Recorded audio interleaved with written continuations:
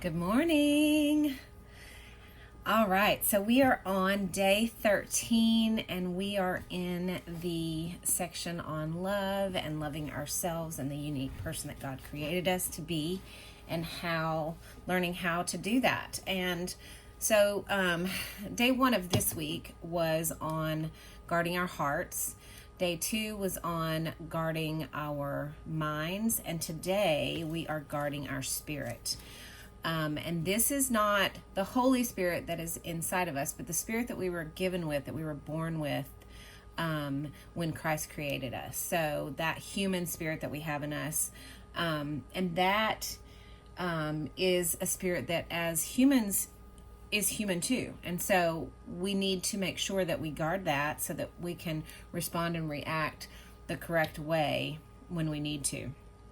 So it is from Ecclesiastes 7:9, and it says, "Do not be quickly provoked in your spirit, for anger resides in the lap of fools." Anger is a natural emotion, and it is an emotion that we all have had at least once in our lifetime, probably numerous times. What I will say about anger is that sometimes it is justified and necessary.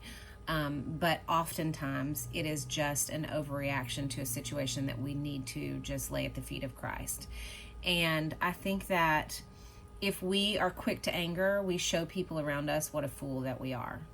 And it's important for us to, as Christians, take a breath and react, or respond, I should say, not react, but respond in a way that pleases God. Because the enemy is waiting. He's waiting for an opportunity to throw something at us that will make us show people how unchristian we are. And usually it is in the form of anger, very often. And so I think that we have to remember to guard our spirit, to prepare in advance that there are going to be moments when you feel the need to lash out.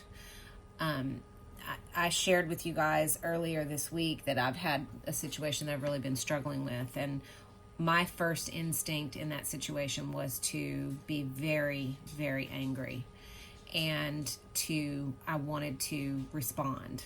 No, I didn't want to respond. I wanted to react, and I wanted to react in a way that was not going to be godly. And I had to take a breath, and the people around me who are in the middle of the situation also wanted to react on my behalf, and defend. My close friends and family were like, "How dare that person, blah, blah, blah." And I was like, nope. And even my daughter, who is my biggest defender, wrote out something that she wanted to send to this person. And I said, no, I don't want you to do that.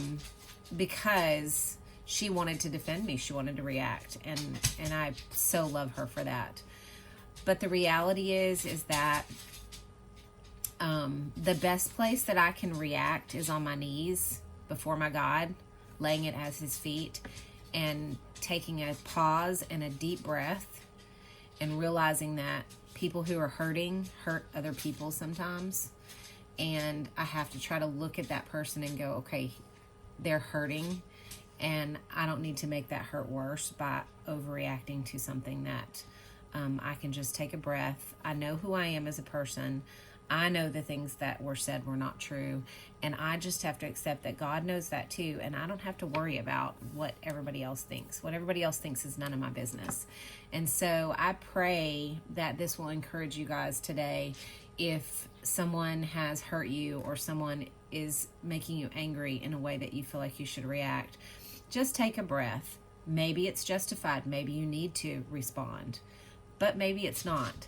So God will lead you in the right way if we take a breath and take some time to fall to our knees, give it to God, and listen to his voice. And then once we do that, then we can make a decision that is a reasonable decision, that we can think it through clearly instead of full of emotion.